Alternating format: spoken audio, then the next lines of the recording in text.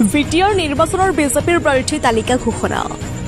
30 number গুৰেশ্বৰ পৰিষদীয় সমষ্টিৰ BJP দলৰ প্ৰাৰ্থী দেৰহাছাৰ নাৰ্জাৰী নাম ঘোষণাৰ লগে লগে উৎফুল্লিত দলীয় কাৰ্যকৰ্তাসকল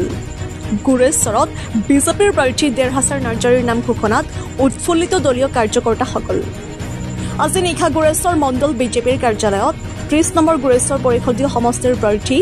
দেৰহাছাৰ নাৰ্জাৰীয়ে দলীয় কাৰ্যকৰ্তাৰ সৈতে মিলিত হৈ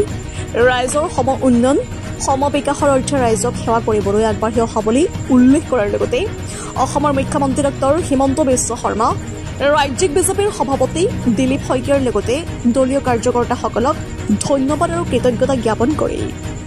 news desk report time 24 north east আজি বহুত বহুত ধন্যবাদ জ্ঞাপন কৰিলো অসমৰ সন্মানীয় মুখ্যমন্ত্ৰী ডক্টৰ হিমন্ত বিশ্ব শৰ্মা দেৱ আৰু অসম ৰাজ্যিক বিজেপিৰ সন্মানীয় সভাপতি দিলীপ শইকীয়া ডাঙৰীয়া দেৱলৈ মই বহুত বহুত ধন্যবাদ জ্ঞাপন কৰিছো আৰু বিটিসি ইলেকশন কমিটিৰ যিসকল শ্ৰদ্ধাৰ বিষয়ববীয়াসকলে মোক আজি 30 নং গুৰেশ্বৰ পৰিষদীয় সমষ্টিৰ প্ৰাৰ্থিত্ব প্ৰদান কৰিলে মই তাৰ কাৰণে মই সকলোকে বহুত বহুত ধন্যবাদ জ্ঞাপন কৰিছো তামুলপুৰ জিলাৰ সন্মানীয় সভাপতি ভিক্টৰ কুমাৰ দাস ডাঙৰীয়ালৈ আৰু প্ৰভাৰী সন্মানীয় দিলীপ দাস লগতে গুৰেশ্বৰ মণ্ডলৰ সন্মানীয় সভাপতি সমাৰেন্দ্ৰ শৰ্মা দেৱকে ধৰি আৰু বিভিন্ন বিভাগত দায়িত্ব থকা শ্ৰদ্ধাৰ বিষয়ববীয়াসকললৈ মই বহুত বহুত ধন্যবাদ জ্ঞাপন কৰিছো কেইবাগৰাকীও প্ৰাৰ্থিত্ব বিচাৰিছিল যিসকলে নাপালে কি আহ্বান জনাব হয় হয় যিসকলে নাপালে মানে আমি একেলগে কাম কৰো আমি যে গাঁৱে গাঁৱে আমি ঘূৰিছিলো যে চটাল বৈঠকে হওক আমাৰ বুথে বুথে যে আলোচনা অনুষ্ঠান সেইবিলাকৰ আমি একেলগে আলোচনাত আমাৰ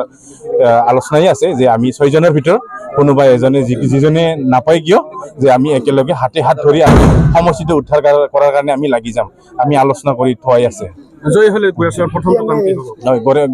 গুৰেশ্বৰৰ বিভিন্ন দিশত কিছু উন্নয়ন কৰিব লগা আছে যেনে আপোনাৰ স্বাস্থ্য কেন্দ্ৰ বা শৈক্ষিক অনুষ্ঠান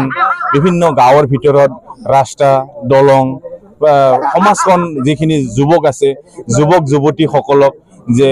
শিক্ষা লোৱাৰ পিছতো যে তেওঁলোকে কিছু মানে